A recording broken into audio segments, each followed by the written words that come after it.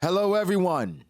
We are back. I know it's been a while. We are behind. We are late. Technically, this says 1,157 review, but we'll talk about 1156 as well. So first 1156 and then 1157. I recently read both chapters and I gotta say, I didn't know that Goon Piece was real. Oda really went there. And it's interesting because romance is not something that Oda dabbles in when it comes to the Straw Hats, right? Even for the most part, romance, of course, it's a key component in the story, but not the prototypical way romance is handled. And Oda's even talked about not wanting to handle that within the Straw Hats because, well, things get messy. Having 2 chapters dedicated to how much or how impactful women are and their effect on men and how major things can transpire because of women in beauty, which of course is going to lead to a deeper thing, I believe. I'm shocked. I'm not going to lie. I'm shocked, but I'm ready to talk about it. So let's start with 1156. And again, we'll get to 1157. So 1156, the cover art. Beautiful, beautiful. I can't stop looking at it. I think Sanji takes the cake here, and Nami looks fantastic. But I don't know if I'm just in a mood because of what Oda just made me read, right? So now I'm looking at Nami like, damn. Okay, all right. Let's lock in. 1156. Chapter starts off, we see Gloriosa, and Gloriosa is drop dead gorgeous. I'm looking at her, I'm like, oh my God, she is everything, and everybody agrees with my sentiments. They're like fawning over Gloriosa, right? Oh my God, you're so beautiful. We'll drink your bathwater or something to that effect. Either way, they love them some Gloriosa. And she looks great. And I immediately start comparing her to Boa Hancock because I think Boa Hancock, for the most part, is the standard. Of course, she's Empress as well. So, of course, you compare both Empresses. Of course, I have Viola on that level as well. But either way, I start to compare. I'm like, yo, it's close, But then the story starts to tell me Gloriosa is her, but there's an even bigger her. I'm like, who could be a bigger her than Gloriosa? Then the story's telling me, well, there's somebody that's getting 10 times the letters that Gloriosa's getting. Who is this person? I need to know who this person is. I need to see this person because who is she? At this time, right, Gloriosa is the captain of this crew. And of course, we meet Tritoma, who is 2 generations later, the one who actually died, the Empress who died from love sickness. So we meet Tritoma, we have Gloriosa as the captain, and we're like, okay, who's this person? We find out that the person that's getting even more letters than Gloriosa is none other than Shakiyaku. Shaki. I'm like, okay. I mean, we love Shaki, because Shaki's been drop dead gorgeous ever since we got introduced to her, but what? I didn't know Shaki had this much motion. And I'm going to let you know that I'm probably going to say this again, probably several times throughout this review, because genuinely, I'm shocked as to how important Shaki is, not only to this chapter, but to the damn One Piece world. I stopped short of calling her the Pirate Queen in 1156. Then it's basically confirmed in 1157.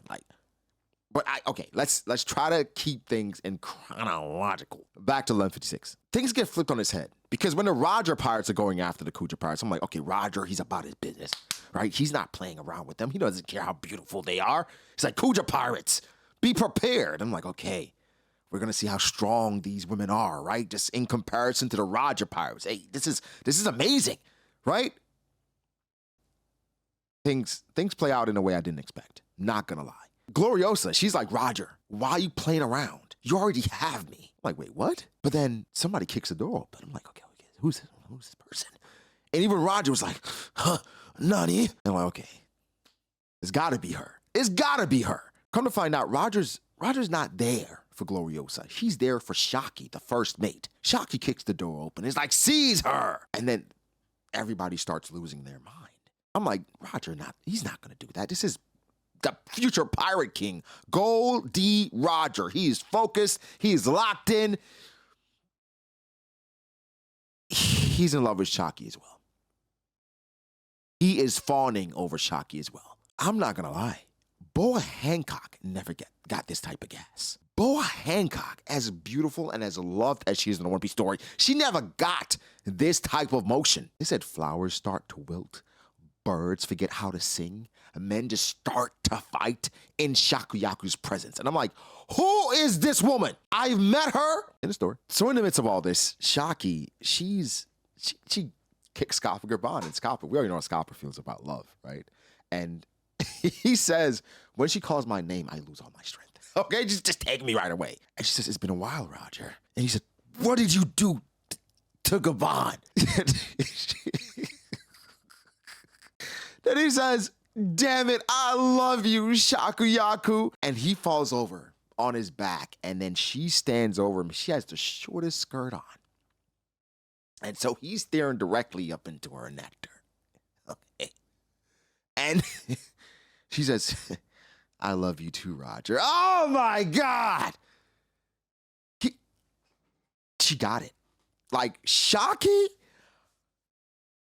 It's okay. I'm not shocked Roger is a man and that Roger's a gooner. I'm shocked at to who it is over. Shakiyaku. Like, okay, we've always praised Shaki for being drop dead gorgeous at 64 years old. Still looking like a snack in her old age. But I did not know Shaki had this much motion. I had no clue. It said, in the face of beauty, the mighty made fools of themselves. I'm just like, Oda, what's the angle here? Are you saying that goonage will bring the most powerful man to his knees? Like women, right? Sweet nectar. That's what it takes to take down the Pirate King, the Rock's pirates? Is that what you're saying here in the One Piece world? Is this what Luffy has to wait for him at Laugh Tale, right? Is it goonage over there? Is that the One Piece? I'm not sure. Either way, I think Oda is having fun with a known weakness of man. And he can have as much fun as possible because, again, perception versus reality, we have these men, these legends built up in our head in a certain way. Of course, this is showing us the other side of them, that they're monsters, but they're still human for the most part. And so, as legendary as these people are, as much as they fight over money and women and treasure and all these different things, the person, the people that still can bring them to their knees with minimal effort is a beautiful woman, right? That is their ultimate weakness. And I don't want to jump ahead, but even possibly the trigger for God Valley being that, I am mind blown at just the level of, I knew Oda was freaky. We've seen some of the questions that Oda's answered. I'm like, Oda, you chose to answer this. This was not forced upon you. You did this. And so to have several chapters dedicated to just how women, beautiful women, have impacted the One Piece world, I know what you are, and we're the same. Back to Shaki, though. She says to Roger, I love you too, Roger, but I will belong to no one. Which, I think the fact that obviously she's a beauty, but she wasn't attracted to anybody, asterisk, it made them want her more. No matter what your status was, how strong you were, what people felt about you, she looked and treated every man the same. It's kind of like how Hancock was until she met Luffy. But what I love is the spin and how different things are, where things aren't just parallels, where obviously Shaki being drop dead gorgeous and being the object of everyone's affection, being attracted to Roger. No, first of all, Shaki's the first mate. She wasn't even an empress at the time, and she's not even attracted to the captain. She obviously has eyes for the first mate in Rayleigh, right? So Oda is doing a great job of having, hey, they're parallels, but they're not the same. They're not the same characters. They haven't lived the same lives. This isn't some predetermined thing that Roger and Luffy both went through the same thing. No, Roger loves women. Luffy doesn't care. Right? Roger was attracted to Shaki, who's the first mate. Gloriosa was the empress. And then Shaki seemingly is attracted to Rayleigh. And so it's like, it's completely flipping everything on its head. We can't just draw direct parallels. Scott, goes on to marry a drop-dead beauty of his own. So at the end of the day, I think I love the fact that this is just life, unexpected, right? Romance dawn. And things are just playing out this way, and it's so interesting. Shaki? And of course, we know how it ends up with Rayleigh and Shaki, but Rayleigh and Shaki are not even married. And Rayleigh, we know he was still gallivanting. Rayleigh upscale. And of course, that leads to Zoro upscale. And every time there's Zoro upscale, guess what? Mihawk upscale. All right. I'm not gonna lie. I love this. I was having a great time with 1156 and 1157, but we'll get to that, all right? That's how the chapter started off. Goonage. Like showing us the importance of the Kucha Pirates and how much they affected the world, right? So I think a great precursor to what was to come. But now they're doing all this. Shaki as well. She knows what she's doing. She knows her power because she says to Rayleigh, like, oh man, I feel for you, Ray. Right? And Rayla's like, yeah, it's a bunch of idiots over here. And then she's like, she's like, let me see if this work on you too. And Rayleigh's like, what? She knows. She loves the game. She loves the hustle. She knows. She knows what she's doing. Not gonna lie, it worked on me. I was like, Shaki. I'm like, all right, Shaki. I see it, and I'm locked in. I believe it. Either way, they're gooning, and now, the Marines come to just ruin the mood. The Navy shows up, and of course it's Garp. And Roger, hey, it's all systems go. He's like, yo, bro, forget it. Let's go. We going after, we about to flatten them all. And Garp is saying the same thing. And these two are young. They're in their youth. This is the pinnacle of their matchups where bro, it's at that point, at that age, it's all, bro, I'm about to take you down. You trying to take me down. That's what it is. And we know what it is every time it's on site. They know what it is. And then we see a clash. We see an actual clash between Roger and Garp. And for the most part, this is confirming that Roger and Garp, for all intents and purposes, were equal. Right? Roger used his blade, Garp used his fist. They had an equal exchange. For all intents and purposes, they were equal. I know, I'm not sure how many of you guys remember, but back in the day, I want to say 10 years ago, a narrative that was peddled was that Garp was not even on the level of Roger, not even close, because people were still looking at Garp the way people looked at Smoker, where they were saying Smoker got the jump on Luffy or killed Luffy several times back in the day when Luffy was a rookie. He was a young gun. So that's when Smoker got the jump. So if you tell the people now, or let's say 20 years after the One Piece story, hey, Smoker almost killed Luffy several times, that is true.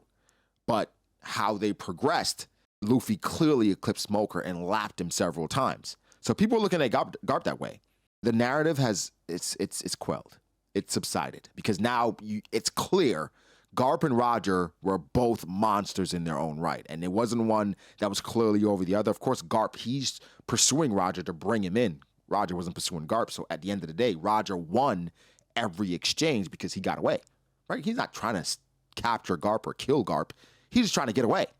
And so Garp ultimately lost all of these exchanges considering his intent was to capture Roger. But for all intents and purposes, they were equal. And, Garp was doing this basically dolo. It's not like he was traveling with Sengoku every time. He's not taking down the entirety of the Roger pirates. Seems if he got the jump on Roger one time, it's still Rayleigh, still Scopper, still Sunbell, I guess. But love seeing the clash. Love seeing that familiarity. As soon as they know each other's there, it's on site, right? And I liked how we got the whole Kuja pirate stuff, but then Oda still made time to deviate and give meatheads what they wanted, right? Roger and Garp clashing, two men in their youth. But then we get back to the Kuja stuff because that's what we're focused on. We're like, okay, let's talk about Shaki a little more. This 1156 somewhat felt like a fever dream for me because we were kind of jumping all over the place, right? Because at the end of the day, not jumping all over the place, but it felt like, okay, what do I focus in on? Because after that, we get to Gloriosa. She passes out. She's apparently getting sick. And now Shaki, she steps in as the captain and say like her popularity grew to levels unheard of, right? Never before seen. Heights never before seen. That's what Shaki got to after she stepped in as the captain of the Kuja Pirates. And she was already popular, but now she's the captain because Gloriosa, she ends up joining the Rocks Pirates. Either way, we jump to Elbaf. Let's go to Elbaf now. Loki apparently was drowning because his boat capsized. Harold is back, and Harold is thanking the guy for saving him. The guy says, well, I almost didn't want to because of how bad he's been acting. I had to check him. What do you mean? What do you mean there was a thought about not saving him? He's a child. What are you saying? And, okay, I'm not going to lie. I initially was critical of Ida because I'm like, all right, Ida, I get it, but the king is here. You're building it up. You're putting on this show. Like, no, Loki's a kid. Loki's a badass kid, a badass person. That's a big kid. And so I was questioning how genuine it was. Do you really feel this way about this kid? Or are you just playing it up because Harold is here? You're a king, you're a former current lover, right? And so you gotta put on for the step. Yeah. All right. Anyway, so that's how I was feeling at the time, initially at least. It's almost to the point that Harold was looking at Ida like, bro, you don't gotta go this hard for Loki. It was his decision. And Ida's like, no, I don't care. I'll drown you 100 times, right? I don't care. Which, bro, she big W's. W mom. W woman. And I like that we're getting perspectives of strong women, but the strength comes in different ways. Because I think in general, sometimes how One Piece portrays women, it can get lost in translation that, yo, there's some incredible women that's thrown in the story. We have a couple on our crew in Nami and Robin that they don't get highlighted enough, I think. And we kind of focus on strength in the ways of like Big Mom or Smoothie or Hancock or Yamato, I think. So people look at it sometimes and it's like, damn, Big Mom is a woman and she gets treated like trash because of how she performs strength-wise, right? But Big Mom obviously is a deeper character than that. Then we have Hancock, who I think obviously has an insanely tragic backstory and has an amazing redemption story of how she's grown, not as a person, because, you know, she's terrible sometimes, but how she's gotten through that. And I think even her interactions with Rayleigh after Rayleigh saved her, just showing that, yo, she's human at the end of the day. Either way, strength for women and how it's depicted in One Piece can get lost. So I do like this chapter and how it's shown. Okay, Shakiyaku, Gloriosa, the Kuja Pirates, very impactful in this time. We had legends like Roger, Rox, Whitebeard. They were still very impactful based on just how the type of woman that they were. And now we transition to Elbaf. We see the strength of a woman like Ida and how much she's willing to fight for a kid like Loki, who's a badass kid. Terrible. But she's still willing to ride for him because she is a genuine woman, a genuine mom, and that's her son's brother. And we know how much she cares about her son. So that's all. I mean, he's a kid. That's all she needs. After all this, Loki says, bro, I didn't ask for your help, nigga. I didn't care if I was drowning. I didn't ask for your help. And the dude's like, yo, I told you about this, dude. This is what I'm talking about. Right? And I was like, yo, lost his mom. Good riddance, to be honest. His dad is barely home. And Loki's like, shut up, bitch, to some effect. And Ida doesn't even take it personal. After Loki says this, she then says, do you want to live with us? Bro, we've been talking about him living with Ida chapters ago. After the mom was tripping, I said, Loki should have been living with his brother. Hired and Loki said, hell, no, I don't want to do that. So I mean, I get it. That's what they're supposed to say. And at that point, they don't like each other at all. But Ida is still offering for Loki to live with them, which I thought would have been the best thing for him anyway. Then Loki says things that I was thinking. Like, you just want to live in a castle, right? You just like my dad. You just want to pretend to care about me. You want money. I didn't think about the money part, but, you know, Harridan was mad, saying, shut up, Loki. Don't talk about my mother like that. I'm like, yo, you about to get folded. Chill out. Harridan says, apologize to her, Loki. He said, you've crossed the line and you have no idea what Ida's been through. That pissed me off. Because I'm like, Harold, Loki is like this because you clearly have no idea what he's been through. He is acting out. He is asking for attention. He wants attention. He needs his father. You are showing up every 6 months to check in on him to say, hey, you good? You almost drowned, but hey, it's your decision to go out to sea, man. But Harold, amazing king, heart is in the right place, but your kid is crying out for help, right? And again, you got to think about it. Loki's saying he didn't ask for help. His boat capsized. He was drowning. Remember, Loki can't even die in his mind. So I wouldn't even be surprised if this was intentional by Loki. Or he didn't even care. All right, I'm going to try to sail out of here. If I die, I die. I don't care either way. At least I'm ridding myself of this place. That's who he is right now. And Harold, he can't see that. So to tell him to apologize because you have no idea what Ida's been through. Dad, you have no idea what I've been through, what I'm currently going through. And Loki doesn't have the emotional intelligence to tell his dad, I need you. But he's acting out, you know? I just think like the dynamic here is interesting because all genuine people, and Ida sees it, like she can see what's going on because she's a mom and she's locked in. Harold can't. And she's even trying to hint, yeah, his dad isn't around. And he's still like, well, Loki, he did it himself. Like, tough, right?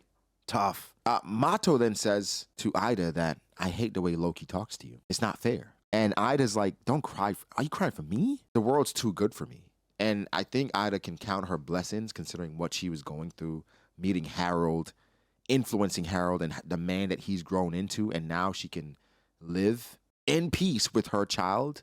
The world's too good for me. I'm okay. I'm good. And so she can see the forest from beyond the trees. Loki says something interesting that I wish we had gotten Harold's reaction to. He said, I'm tired of this country. I want to be free of this country. I want to be free like rocks. I wish we had seen Harold's reaction because, of course, we know how he feels about rocks.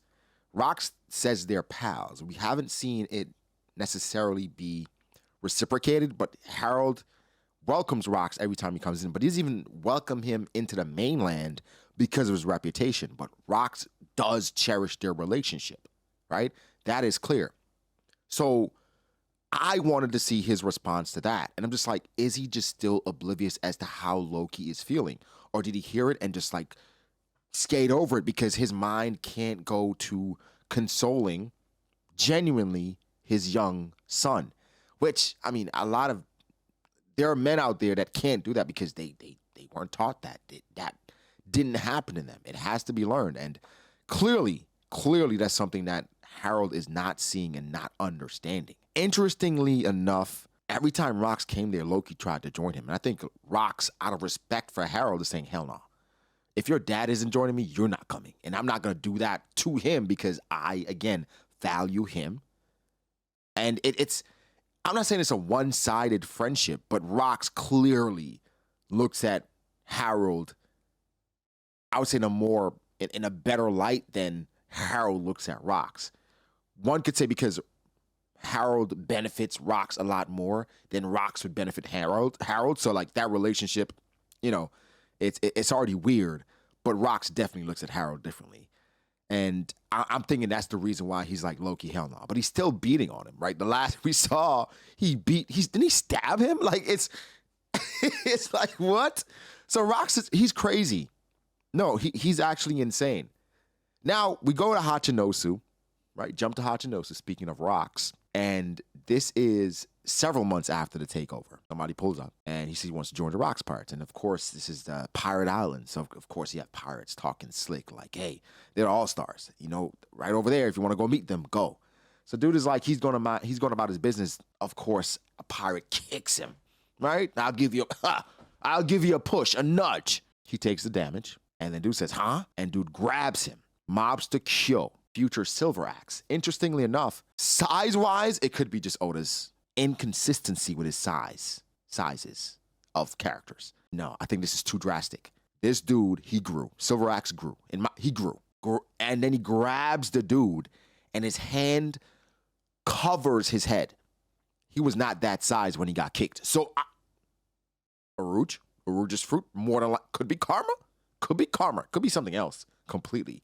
But in my opinion, it's implying that it's the karma fruit, and he turned the damage, got larger, and now he's returning it. That's how I looked at it. Now, design is fire. But Oda also introduced him as Shiki's rival.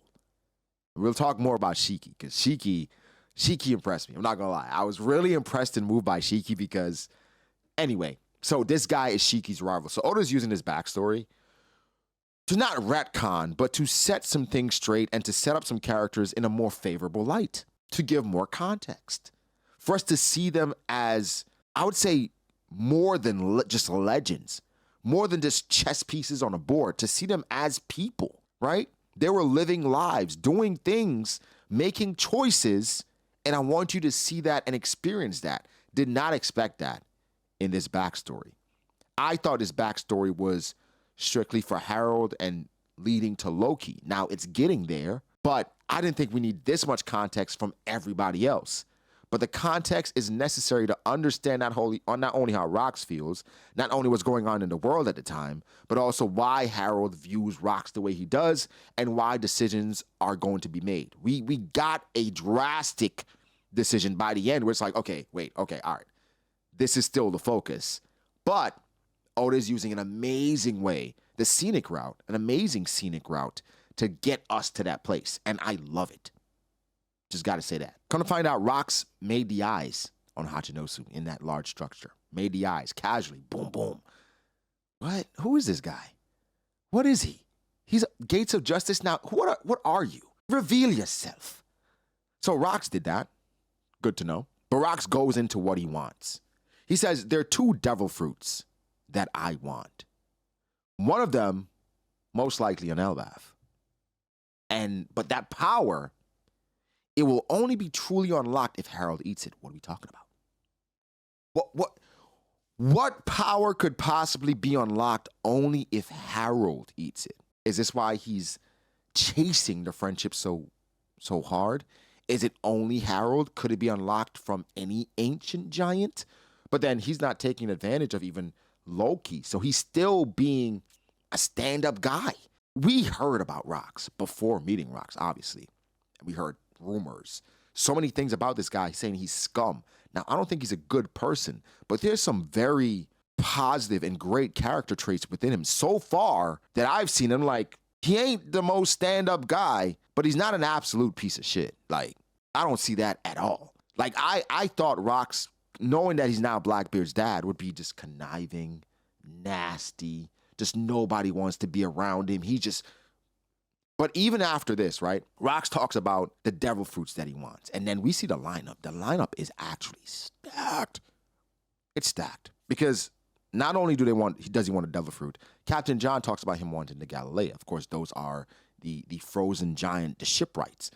And Big Mom is on it with her information network. I thought it was ironic that these giants now are frozen in Punk Hazard, where Big Mom ended up having someone like Caesar working on gigantification. Whitebeard calling them corpses, Strewson saying, yeah, they're not coming back to life. They, yo, shut up. We're talking about dreams here, which I love.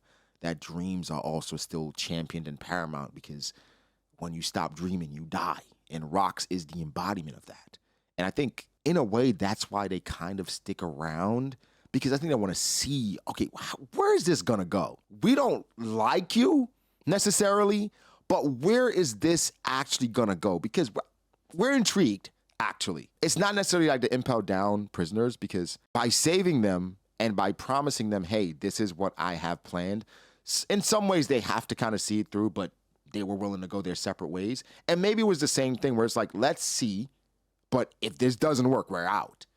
And clearly something didn't work, because things didn't work out for Rocks in different ways. So I love this. This is ensemble. I do. We do get a hint, though, because we have Barbell, who is, there's got to be Sunbell's cousin or something, right? Either way, this fishman says, plus, even if they come back to life or somehow be brought back, they have no reason to listen to you. And he says, that's why I need the power of Harold, the king of Elbaf. I'm like, is this a devil fruit that forces people to listen? Is this a devil fruit that controls people? Right? Is this a devil fruit that... It's like, what do you mean? They have no reason to listen to you. And so that's why I need the power of Harold. I'm just like, is this just Harold and his personality? Like, I'm starting to try to figure out exactly what is he trying to say here. Where are you going with this? And this is what I love about Rocks, because Kaido's like, what do you just suppress him? Right? Crush him, make him obey you. Which, of course, that's how Kaido thinks, right? That's him. Rocks kicked him like, yo, don't you ever say that to me again. There's like, yo, Rocks, chill out. Kaido, calm down. We just got the island. You want to blow, relax. This crew gonna fall apart. And so this is a good lesson for Kaido, right? And they're saying, let's earn some more money before this falls apart. But Rocks lets him know, Harold's my guy. You say that again, and I'm going to get rid of you first. Kaido. And Kaido, they're saying Kaido just got there and kicking him in his face. And Kaido, remember, Kaido was a monster at this age. He's not as strong as these monsters. However, he's somebody that's very strong. And Rocks is still like, yo, don't play with me. Now, another thing I love is that even though Rock said this to Kaido, this doesn't necessarily mean that Kaido has to take this lesson and apply it in the future. Because you would think after this lesson and Rock saying, don't talk about my pal, Kaido would take this and be like, damn, somebody like Rocks, who clearly the people around him are not, they follow him, but they're not as fond of him. Like, is it reciprocated? So for Kaido, is it like, damn, do I need somebody to mess with me the same way Rocks messes with Harold, right? And it's interesting with Kaido because there's speculation that Kaido is Harold's son, right? So it's just like, did he take nothing away from that? Do we eventually see some interaction between the two? And from what we know about Kaido today, or yesterday in Wano, yeah, he didn't apply none of that shit. The only pal he had was King. And then you wonder if they're pals or he was just like following him. And clearly King gave up his dreams just to follow Kaido. And so just because you were taught a lesson doesn't mean it has to apply in your life. Apply to your life, or you have to take away anything from it and apply it to your life. We've all had lessons in our lives before about certain things, and we completely do the opposite shit. Every lesson doesn't make us who we are. We could learn a lot and go through so many different things, quotes from impactful, influential people, and that shit don't matter to me. It doesn't matter. I don't care. That's not how I'm going to live my life. And so it's small, but I appreciated that, honestly. Now, Rocks made it clear. So listen up. Elbaf is the key to taking down the Holy Land. If you don't trust that, get the out of here. It's up to you whether you want to follow me or not on that day. If you got the stones for it, stick around. I'll show you the peak of the world. And so at the beginning, it starts off like Rocks is tricking people to be with him. That's not the case. He's using the Davy back to have people experience him, right? That's the goal. Just experience a bit of me. And then after you see what I'm about, maybe that will entice you to stick around, but I'm not holding you hostage. You can leave at any time. But if you do stick around, understand where we're going, but you got to have the balls for it. Rocks is an amazing leader. I think he's an amazing doer, right? A bit delusional, but I think with dreaming, some delusion is necessary. So at the end of the day, I really, really appreciate that aspect of Rocks where he is enticing them through his actions. And they are staying. They don't have to, but they are staying to see it through. However, obviously there's some sabotage at play here, which then leads us to 1157. All right, that was 1156. Now let's get to 1157. 1157 was even more interesting to me because it, again, perspective, humanizing, and just giving us a peek of what the Rocks pirates were like. And so it starts off with a heist, right? They're running away.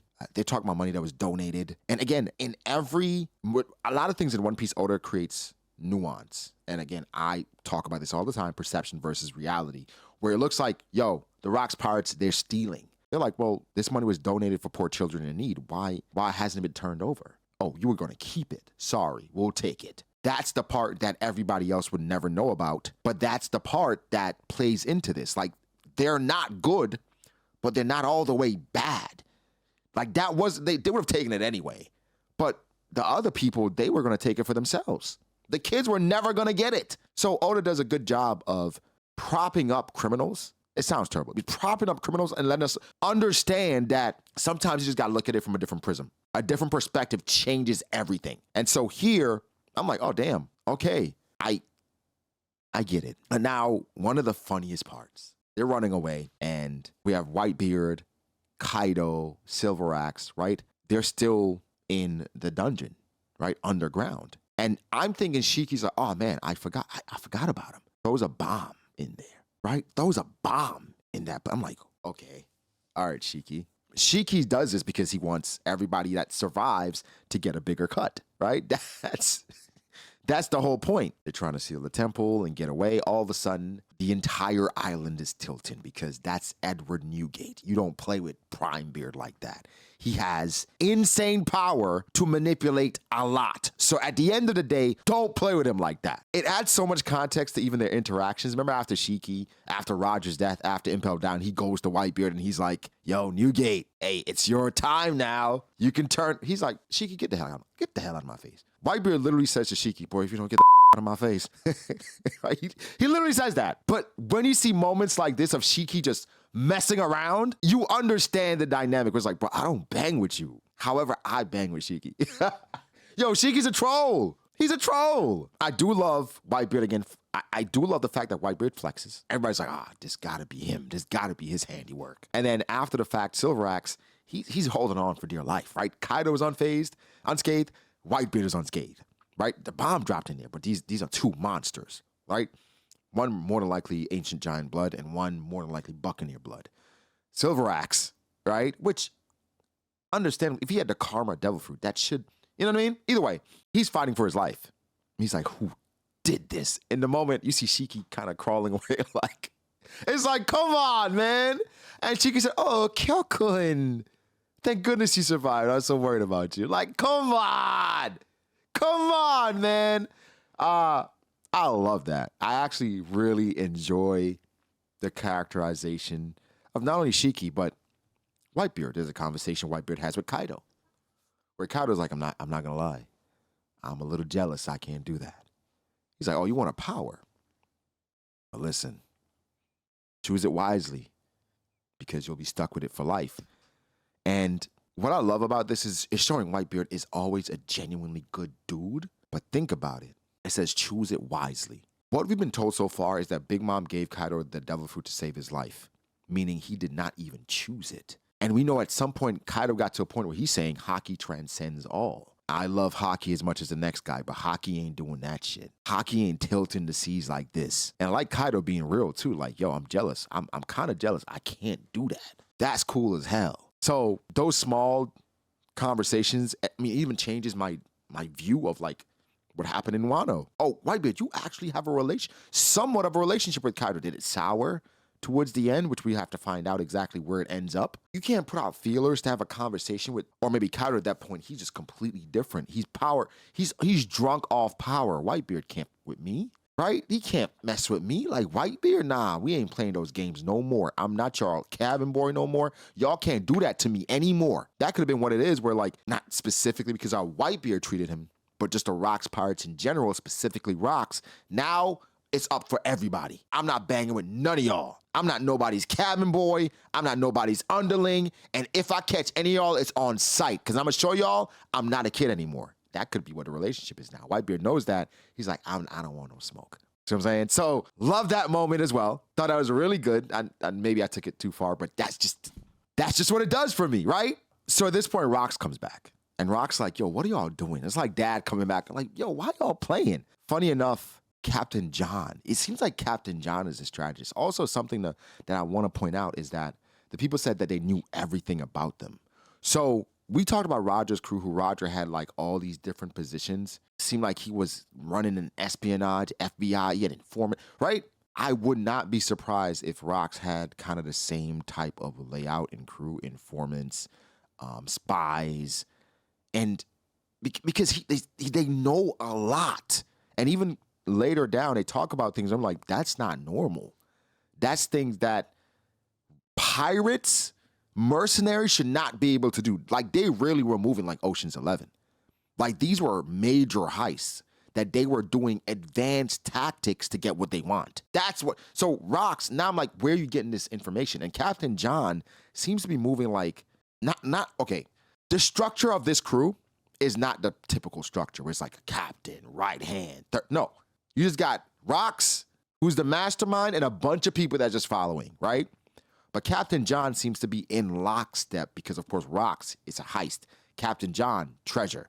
So for him, he's like, yo, this is where this is. This is where this is. Captain John so far seems more like his right hand than any of them.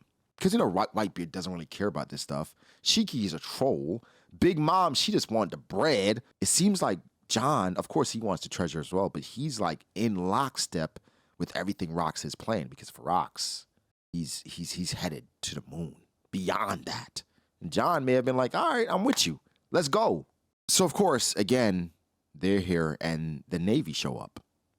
And they're like, well, new challengers, right? And they're like, yo, stop the infighting, because Shiki is all fighting Silver Axe, right? Because he's mad because he got blown up. It's not serious fighting, you know, like the Zoro Sanji thing. Either way. And Whitebeard's like, the Marines are everywhere. And so remember back then, Whitebeard had said, like, damn, like the Marines they keep popping up, they keep chasing us.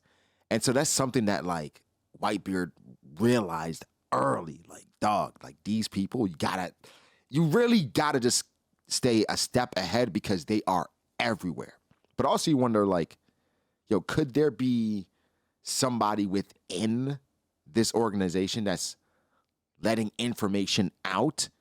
Because like the Marines seem to always be where they are. Either way, I thought that was interesting, but I thought the most interesting thing is that the Marines sent 6 ships, fodder, and a vice admiral after Rocks, Whitebeard, Big Mom, Silverax, Shiki, just to name a few. What are we doing? Okay, we know for a fact that they know Rocks can take out an admiral. They know that. Yet you send a vice admiral after Rocks has assembled this gargantuan type crew? I didn't even mention Big Mom, Captain John. What are we doing? Bro, at that point, don't send nobody. Like, what's your plan? Bro, honestly, this is just supplies. Somebody's sending supplies for the Rocks parts because ain't no way. Bro, if it was just Whitebeard alone, this isn't enough. If it was young Kaido alone, this isn't enough. And you send 6, more and more, you wonder and question, why the heck are the Marines still in power? How are you guys still in power? Because what are we doing? Either way, as much power as the Rocks pirates had, he still felt like, nah, I need Elbaf to take down the Holy Land. So that talks about how impressive not only the world government are, but also Emu specifically. So gotta give the props there, but Jesus, bad decision after bad decision. They then start talking crazy about the Rocks parts and everything they had accomplished. The ships that they sunk, the ports that they blew up, the nations that they ruined, right? They said, unprecedented violation of Article 18 of international law. Of course, we need to ask Oda, what the hell does that even mean? And then 25 criminal records quietly erased. That's something that is going to play a part going forward because what do you mean? Quietly erased, right? So that shows you they have people that can do crazy things. They are moving like a heist group. This isn't moving like a pirate crew.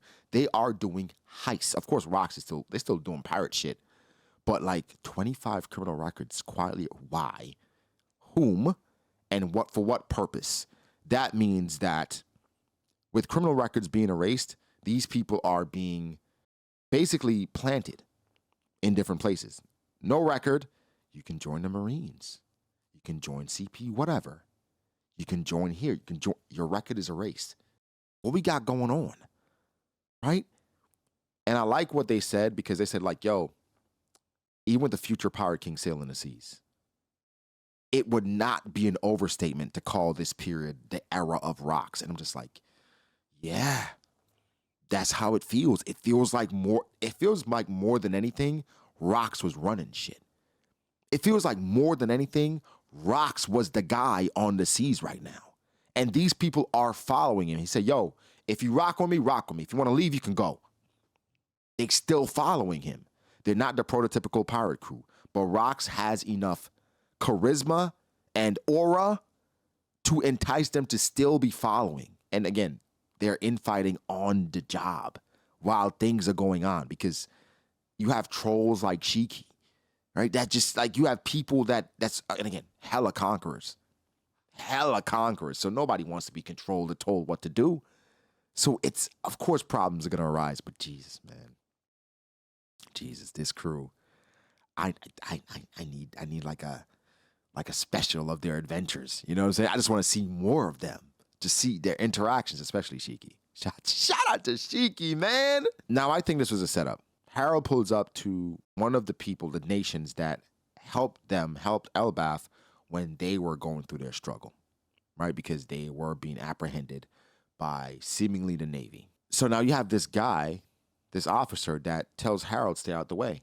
You are unaffiliated. Why are you messing with these countries that's unaffiliated? You want to be a part of us, right? Do you think you basically getting in the way of this is going to help you? And then I think in the midst of that, Harold's like, yo, what are y'all doing? This dude kills somebody, shoots a lady, and Harold loses it. Like, first of all, I'm not gonna lie. I was thinking, what is Harold's plan?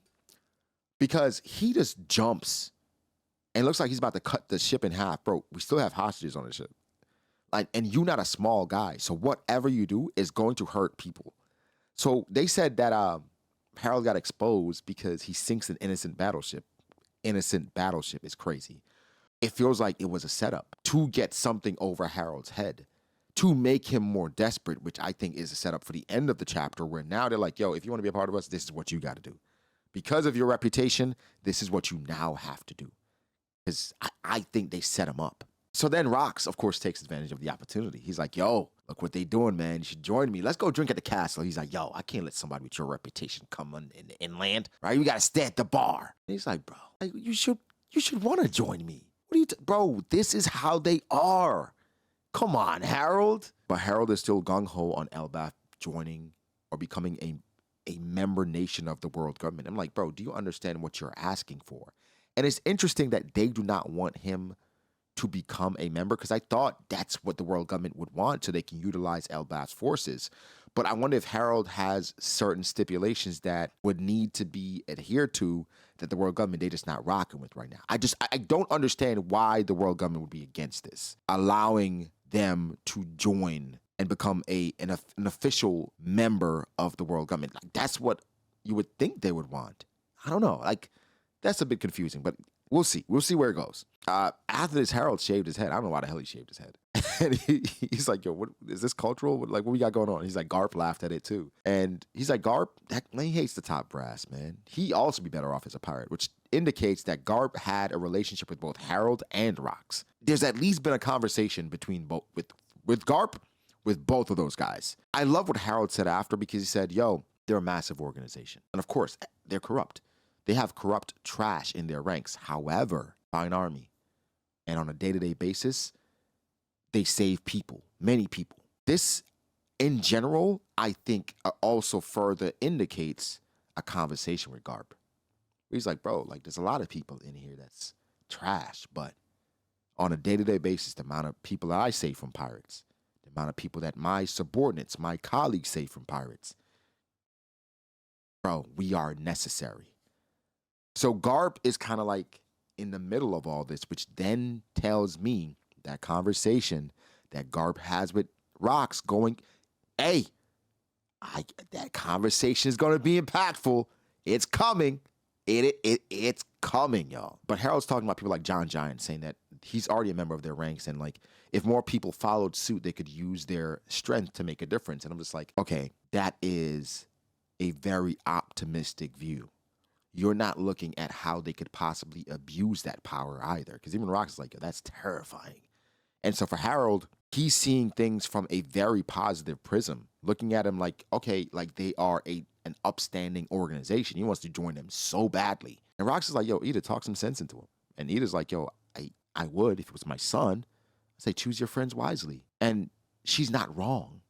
Like, Harold is trying to get in bed with people that he has no idea where they've been or how they are, right? The world government, of course, the Navy, good organization, but you have no idea what's on the back end of what's going on. And Rox is almost trying to save him.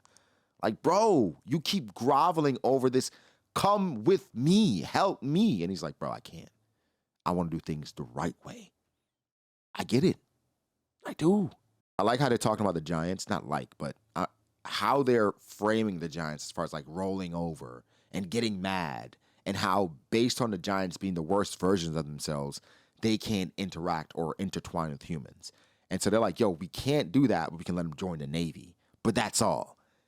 And again, indications of conversations or understanding where Sengoku's like, yo, Harold's an honest man. He's trying to change Elbaf, right? He's trying to learn from history and change Elbaf.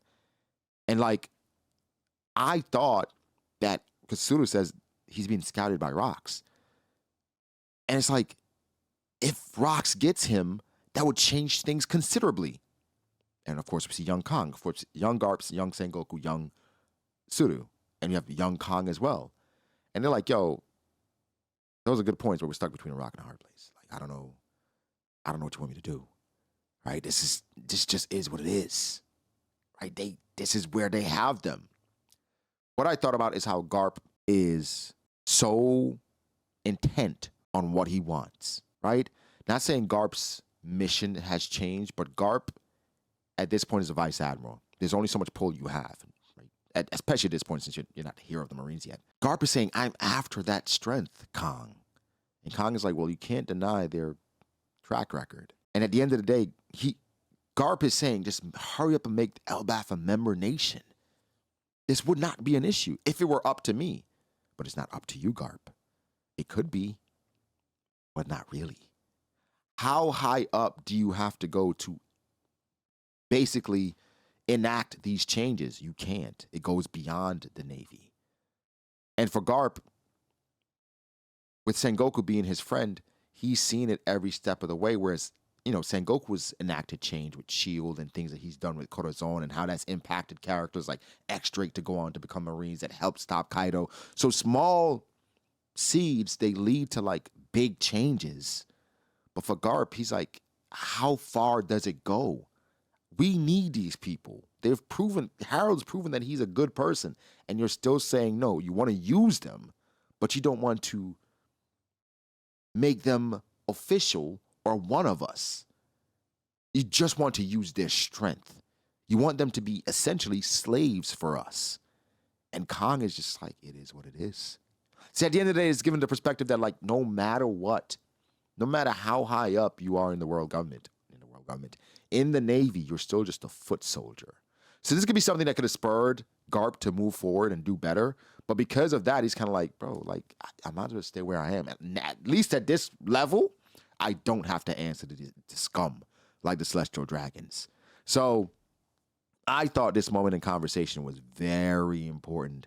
And I would love to see more, right? Especially with Kong, because I forgot he was a character. I thought Oda forgot too. So it was really good seeing Kong here. He didn't offer much, but he was just like, it is what it is. I mean, can't forget about, right? He is the corporate guy.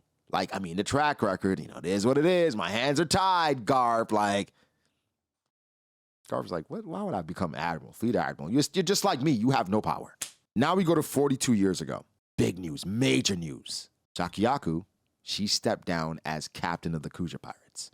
And so why I called her the Pirate Queen is because literally you had men saying, I set sail because I dreamed of being attacked by her. Not even meeting her, attacked by Shakiyaku's Kuja Pirates. That's the level of influence that Shaki had, where people are saying, I wasted my youth because I just dreamt of running into. She's a pirate queen.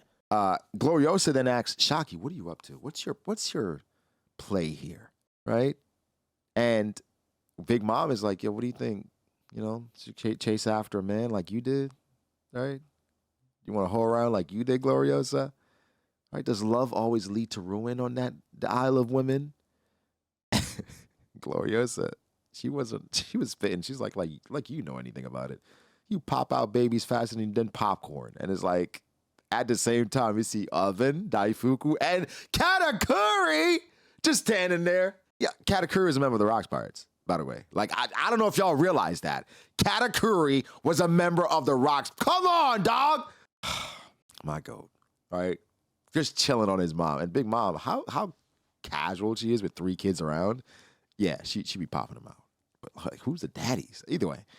But Gloriosa's like, I can't imagine her getting lovesick, and I wouldn't forgive her if she went after Roger. That's mine. So it's just like, why would Shaki leave at that time? I can't prove this, but this is 42 years ago. There was a long-standing theory that Shaki had a kid 43 years from the current story. And so her stepping down at this time is eerily close to either way. And again, Oda is again portraying these women again from positions of strength. Because even we have Stussy, Miss Buckin. They're always Shaki. There's Shaki that you've only got eyes for me, right, Newgate? She's like, I've never been in love with you. Then she attacks him, right? She's like, I'm the popular Miss Buckin. Like, why wouldn't you want me? He's like, ain't that enough? No, I want you. Very forward, right? And Whitebeard like, I don't even like Coochie. No, he ain't say that, but like, I'm just saying, it's no. Whitebeard, he's focused, man. He want a family. Wouldn't that, like, getting a lady, wouldn't that, I don't know. I don't know. Whitebeard don't want her, though. Like, he said, I've never been in love with you. I just like just getting these perspectives, man. And we've heard, like, all these different things. Because, I mean, a couple of them didn't age well, but they want what they want. These are strong, powerful women. They want what they want. So something crazy happens, right? The craziest thing to happen. Shaki comes Hachinosu. And Shaki, I mean, everybody's fawning. Everyone's basically calling her a goddess, saying, yo, I can die happily. I'm good now. And Shaki looks amazing, right? Tritoma drops her off, and she dips out because she is, of course, taking over now as the captain of the Kuta Pirates. But Shaki's going to the Rocks Pirates, and she has a suitcase. They stop her like, yo, what are you doing here? She's there to live. Her goal is to live on Hachinosu for a while because now she's stepping out as a pirate. The world government will not leave her alone, so she's just going to stay there for a while. But she needs a store. They build her a bar, right? Perfect spot, just a perfect spot. And I doubt she had to lift a finger. I mean, this is the power that she's wielding at this point. The pirate queen. I thought it was Hancock. No, it is Shakiyaku. The crazy part is that she builds the bar. The Rocks Pirates come back. Everybody's fawning. Even Whitebeard, heart popping out his chest. It's not specifically stated. However, there's indication that this is what they mean. And the narrator says that the inhabitants of Hachinosu, they came to covet her as a treasure, an irreplaceable crown jewel. But he also says, unfortunately, treasure is always the inevitable target of theft. Keep that in mind because there's something that is said. This is after the Rocks Pirates show up. Garp says, what did they expect? You don't just swipe the crown jewel of Pirate Island. Of course they'd come to get it back. So they swiped the crown jewel and was trying to auction her off at God Valley. That led to the Rocks Pirates showing up there. And of course, the Rocks Pirates leads to Roger showing up there. But not just because of the Rocks Pirates, because, of course, the crown jewel is there. Shaki apparently is the reason for the God Valley incident. What the listen, there has to be more to it. I think Shaki's a major part, but there has to be more to it. Or Oda's, okay, you know what? I said Oda's a troll. This is already known, so it could just be Shaki. Are you telling me Goon Valley is a real thing? Like all this, like everything is a puzzle. It's connected, right? Shaki, the crown jewel, it attracts the Rock Pirates. Shaki's also attracting Roger. And of course, Rocks attracts Roger. And Garp is attracted to wherever Roger goes. So it leads to this like unbelievable just build up. But also we got to remember like what Guinea, what she did in regards to leaking information about God Valley. So bro, I can't believe this. But the chapter doesn't end there. We also see that the Gorosei tells Harold that if he wants to become a member nation, he has to kill Rocks. I think they set him up. And because they had the leverage, they're like, yo, this is what you need, or you can't be a part of it. Sorry. And for Harold, again, the relationship is reciprocated. How Harold feels, or how Rocks feels, is that how Harold feels. I don't see Harold doing it, but like, this is his dream, right? This is his dream.